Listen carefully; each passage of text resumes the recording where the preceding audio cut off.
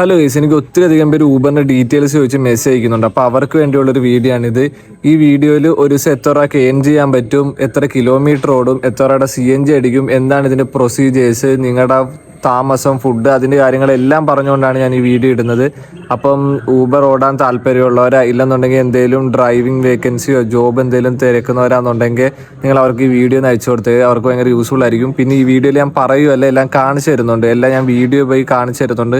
ഇപ്പം നിങ്ങൾക്ക് താല്പര്യം ഉണ്ടെന്നുണ്ടെങ്കിൽ വീഡിയോ കണ്ടിട്ട് താല്പര്യം ഉണ്ടെന്നുണ്ടെങ്കിൽ എനിക്ക് കമന്റിലോ ഇല്ലെങ്കിൽ എനിക്ക് മെസ്സേജോ എല്ലാം ഇട്ടാൽ മതി. ഓക്കെ, ഇന്നിപ്പോൾ രാവിലെ ഞാൻ 4:30 എണീച്ചിട്ടുണ്ട്, എന്നിട്ട് 5 മണിക്ക് ഓടാൻ തുടങ്ങിയത്. സാധാരണ ദിവസങ്ങളിൽ ഞാൻ 3:30 എണീച്ചിട്ട് 4 മണിക്ക് ഓടാൻ തുടങ്ങുന്നത്. ഇന്നിപ്പോൾ കിടന്നപ്പോൾ കുറച്ച് താമസിച്ചു പോയി, അതുകൊണ്ടാണ്. ഈ കാണുന്നതാണ് എന്റെ വണ്ടി വാഗനർ. ഇത് പെട്രോൾ പ്ലസ് CNG ആണ്. പെട്രോളിലും ഓടും CNGയിലും ഓടും. ഇടയ്ക്കിടയ്ക്ക് ഒരു 100 രൂപയുടെ 200 രൂപയുടെ പെട്രോൾ അടിച്ചിട്ടേക്കും. കാരണം വണ്ടി പെട്ടെന്ന് സ്റ്റാർട്ട് ആവണമെന്നുണ്ടെങ്കിൽ പെട്രോൾ വേണം. നമ്മൾ CNGയിൽ സ്റ്റാർട്ട് ആവും, പക്ഷെ അതൊരു 10 സെക്കൻഡ് എടുക്കും. അപ്പൊ നമുക്ക് അത്യാവശ്യത്തിന് എടുത്തോണ്ട് പോകേണ്ട വന്നാൽ അത് ഓർത്തിട്ടാണ് ഈ 100 200 പെട്രോൾ ഇടയ്ക്ക് അടിച്ചിടുന്നത്. എന്താണെങ്കിലും കറക്റ്റ് 5 മണിക്ക് ഞാൻ ഊബറിന്റെ ആപ്പ് ഓൺ ആക്കിയിട്ടുണ്ട്. അപ്പൊ നിങ്ങൾക്ക് കാണാം 5 മണിക്ക് ഓടാൻ തുടങ്ങിയിട്ട് ഞാൻ എത്ര മണിക്കൂർ ഓടുന്നുണ്ട്, എത്ര രൂപ ഏൺ ചെയ്ത് എങ്ങനെയാണെന്നൊക്കെ. അപ്പൊ ഇത് ഊബറിന്റെ ഡ്രൈവേഴ്സിന് വേണ്ടി മാത്രമുള്ള ഒരു ആപ്പാണ്. ഈ ആപ്പ് നിങ്ങൾ ഇൻസ്റ്റാൾ ചെയ്താൽ മതി. ഇതിന്റെ ബാക്കി കാര്യങ്ങൾ ഞാൻ പറഞ്ഞുതരാം. അപ്പൊ ആപ്പ് ഇൻസ്റ്റാൾ ചെയ്ത് ആ ആപ്പ് എടുക്കുക. നമ്മൾ അതിനകത്ത് ആദ്യം നേരെ എന്നിട്ട് ഈ ഗോ ഓൺലൈൻ കണ്ട അത് കൊടുത്തു കഴിഞ്ഞാൽ നമ്മൾ ഓൺലൈനായി, നമ്മുടെ വർക്ക് സ്റ്റാർട്ടായി. പിന്നെ നമുക്ക് ഓട്ടോ ഇങ്ങനെ വന്നോളൂ തന്നെ. ഇതാണ് ഇതിന്റെ മെയിൻ സ്ക്രീൻ വരുന്നത്. നമ്മൾ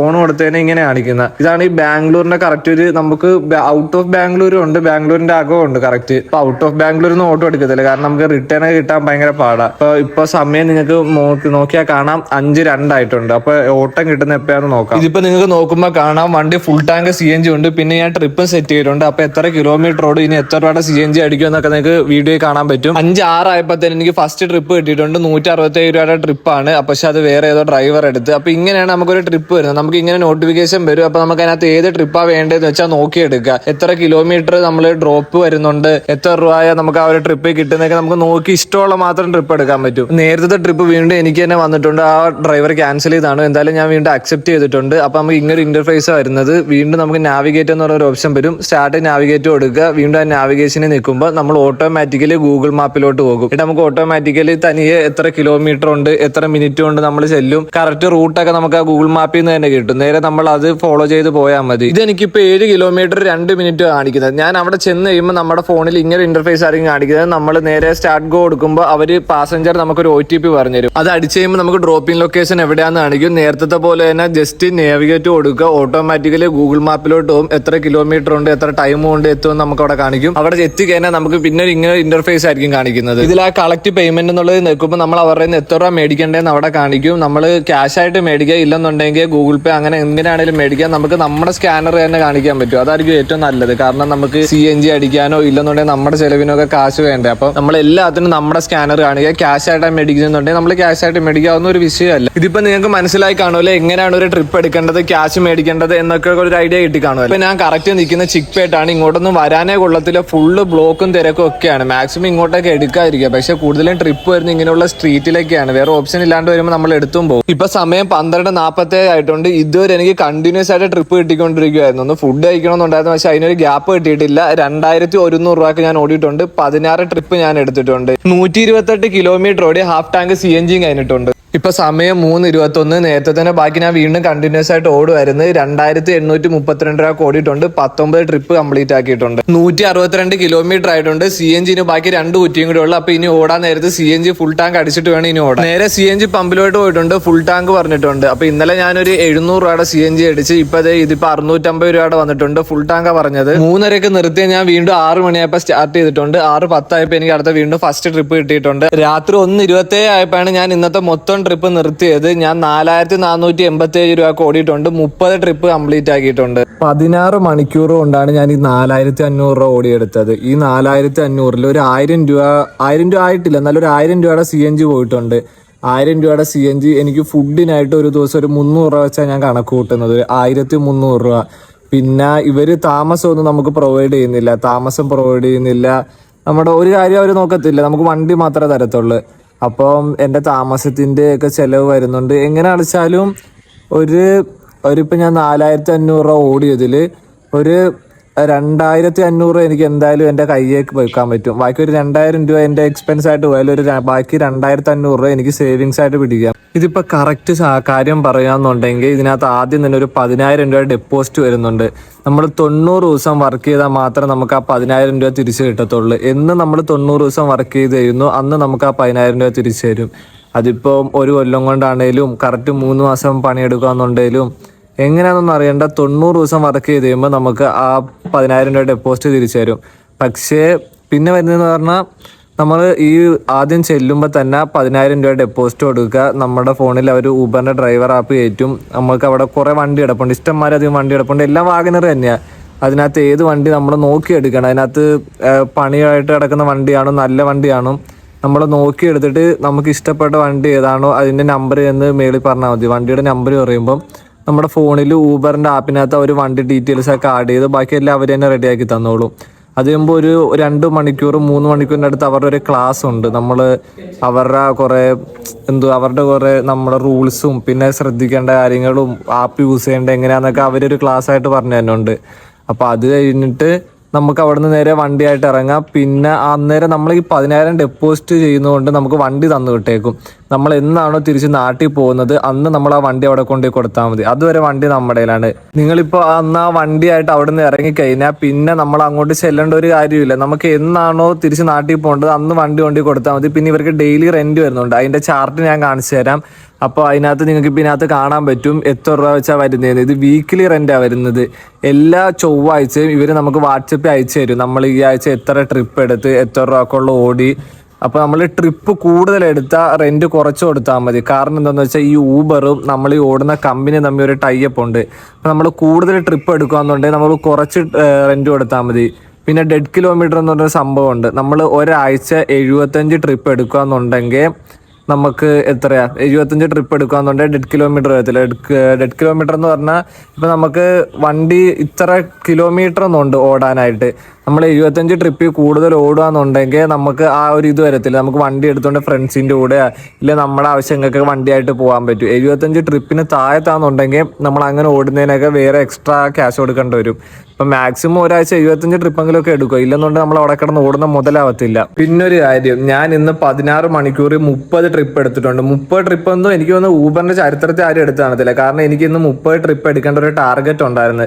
അതുകൊണ്ട് മാത്രമാണ് ഞാൻ ഫുഡ് പോലും കഴിക്കാതെ ഇത്രയും കിടന്ന് ഓടിയത്. സാധാരണ ഞാൻ ഫുഡൊക്കെ കഴിച്ച് പയ്യെ ഓടത്തുള്ളൂ. പിന്നെ ഇന്ന് ഞാൻ ഫുഡ് പോലും കഴിക്കാതെ ഇന്നൊരു ദിവസം അങ്ങനെ ഓടിയത്. കാരണം എനിക്ക് 30 ട്രിപ്പിൽ നിന്ന് എടുത്തേ പറ്റത്തുള്ളായിരുന്നു. ആ ഒരു കാരണം കൊണ്ട് മാത്രം ഞാൻ അങ്ങനെ ഓടിയോണ്ടാണ് എനിക്ക് 30 ട്രിപ്പ് കിട്ടിയത്. എനിക്ക് തോന്നുന്നില്ല ഊബറിൽ തന്നെ ഇന്നേവരെ ആരും 30 ട്രിപ്പ് നിങ്ങൾ ആരെങ്കിലും ഈ ഊബർ ഓടുന്ന ആരെങ്കിലും ഈ വീഡിയോ കാണുന്നുണ്ടെങ്കിൽ നിങ്ങൾ ജസ്റ്റ് നിങ്ങൾക്ക് ഒരു ദിവസം എത്ര ട്രിപ്പോ എടുക്കുന്നുണ്ടെന്ന് നിങ്ങളൊന്ന് കമന്റ് ഇട്ടേക്ക്. അപ്പോൾ ആൾക്കാർക്ക് മനസ്സിലാവും എത്ര ട്രിപ്പ്. സാധാരണ ഞാനൊരു 15, 16, 12 ട്രിപ്പൊക്കെ എടുക്കുന്ന ഇന്ന് ഞാൻ അത്രയും വിശന്നിട്ടും ഞാൻ ഫുഡൊന്നും കഴിക്കാതെ അത്ര ഓടിയത്. എനിക്ക് ഇന്ന് 30 ട്രിപ്പ് കംപ്ലീറ്റ് ആക്കണമായിരുന്നു. അതുകൊണ്ട് എന്നാലും എൻ്റെ 75 ട്രിപ്പ് ആവത്തുള്ളായിരുന്നു. അങ്ങനെ അതിനു വേണ്ടി ഞാൻ അത്രയും കഷ്ടപ്പെട്ട് ഓടി എടുത്ത 30 ട്രിപ്പ്. എനിക്ക് തോന്നുന്നില്ല ഊബറിൽ തന്നെ ഇന്നവരാരും അത്രയും ട്രിപ്പ് എടുത്ത് കാണത്തില്ല.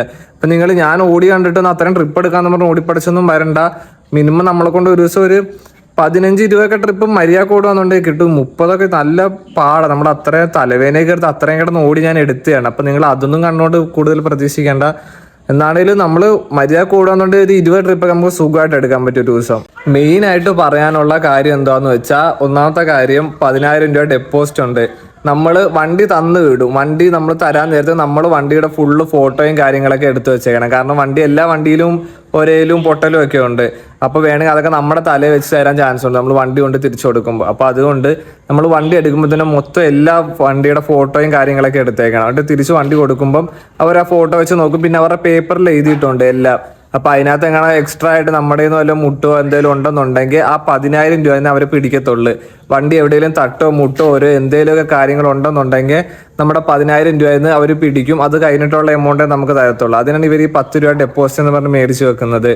പിന്നെ വരുന്നത് ട്രാഫിക്. ഞാൻ ഈ 3:30 എണീക്കുന്നത് 4:30 എണീച്ചൊക്കെ ഓടുന്നത് എന്താണെന്ന് വെച്ചാൽ, ഇവിടെ ഒരു 8 മണി ആയിക്കഴിഞ്ഞാൽ പിന്നെ അങ്ങോട്ട് ബ്ലോക്കാണ്. 8 മണി ആയിക്കഴിഞ്ഞാൽ ഒരു 12 മണി ഉച്ച വരെ നല്ല ബ്ലോക്കാണ്.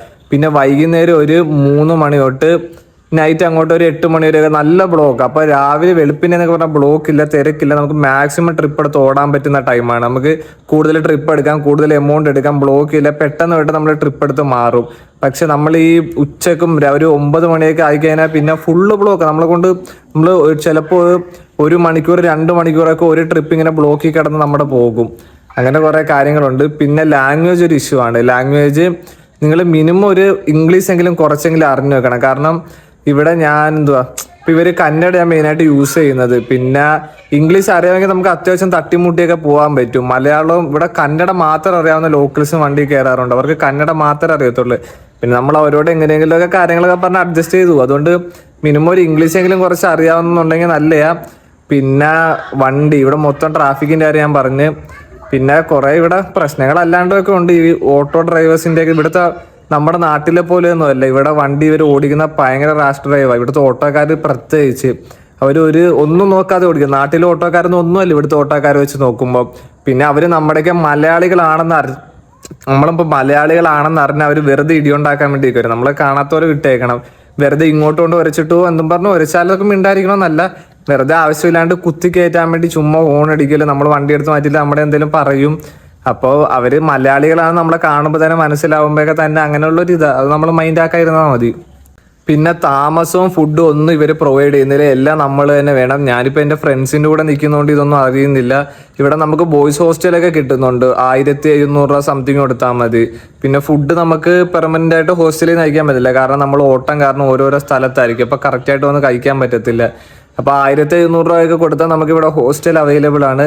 അതുമൊക്കെ നോക്കിയിട്ടേ നിങ്ങൾ വണ്ടി എടുക്കാവുള്ളൂ. വണ്ടി എടുക്കുന്നതിന് മുമ്പ് നിങ്ങൾ നിങ്ങളുടെ താമസം ഉറപ്പ് വരുത്തണം. ഇവിടെ കുറേ പേര് വണ്ടി കിടന്ന് ഉറങ്ങാന്നൊക്കെ പറഞ്ഞ് വരും. ഓട്ടം കഴിയുമ്പോൾ വണ്ടി തന്നെ കിടന്ന് ഉറങ്ങാന്നൊക്കെ പറയും. പക്ഷെ അത് നടക്കുന്ന കാര്യമല്ല. കാരണം നമ്മൾ മൊത്തത്തിൽ ഇതായിപ്പോവും. കാരണം തലവേദനയൊക്കെ എടുത്തായിരിക്കും ഒന്നാമത് ഇരിക്കുന്നത്. അതിൻ്റെ ഇടയിൽ വണ്ടി കിടന്നുറങ്ങുമ്പോൾ വണ്ടിയുടെ ഹോൺ, പിന്നെ കുറേ പേര് ലൈറ്റ് അടിച്ച് വരുന്നത്, അതൊക്കെ കാരണം നമുക്ക് ഉറങ്ങൽ നടക്കത്തില്ല.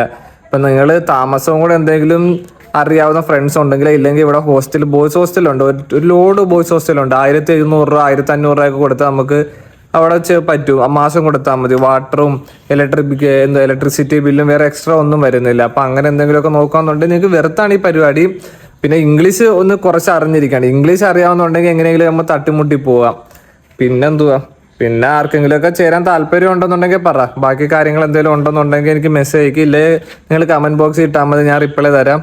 പിന്നെ ചില സമയത്ത് നമുക്ക് മാപ്പ് പണി തരും. ചില സമയത്ത് ഈ ബൈക്കും ഓട്ടോറിക്ഷയൊക്കെ പോണ വഴിയൊക്കെ നമുക്ക് കാണിച്ചു തരും. അന്നേരം അവിടെയൊക്കെ കയറ്റിയിട്ട് പണി കിട്ടും. അന്നേരം ആൾക്കാരുടെ വഴിയിൽ നിന്ന് ചീത്തയൊക്കെ ഒച്ചയുമ്പോഴൊക്കെ ആവും. നമ്മൾ പയ്യെ വണ്ടി റിവേഴ്സ് നോക്കും, എന്തെങ്കിലുമൊക്കെ അവിടെ ചെയ്ത് എങ്ങനെയെങ്കിലും അവിടെ നിന്ന് തടി ആലിയാക്കാൻ നോക്കും. വേറെ വഴിയില്ല.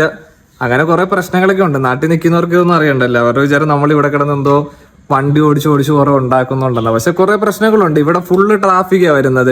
അപ്പൊ നമ്മൾ ചിലപ്പോൾ മാപ്പ് പണി തന്നിട്ടൊക്കെ നമ്മൾ ഇടയിലോട്ട് കയറ്റി വെക്കും. ചിലപ്പോൾ കസ്റ്റമർ പറയും ഈ വഴി നമുക്ക് തിരിക്കാൻ പറ്റും, നിങ്ങൾ ഇങ്ങോട്ട് വണ്ടി എടുത്തോ എന്ന് പറയും. നമ്മൾ അവിടെ ചെല്ലും, ബ്ലോക്ക് ആവും. നമുക്കൊന്നും പറയാൻ പറ്റത്തില്ല, കസ്റ്റമറൊന്നും പറയാൻ പറ്റത്തില്ല. അവിടെ ഉള്ളവരെല്ലാം നമ്മളായിരിക്കും വഴക്ക് പറയുന്ന.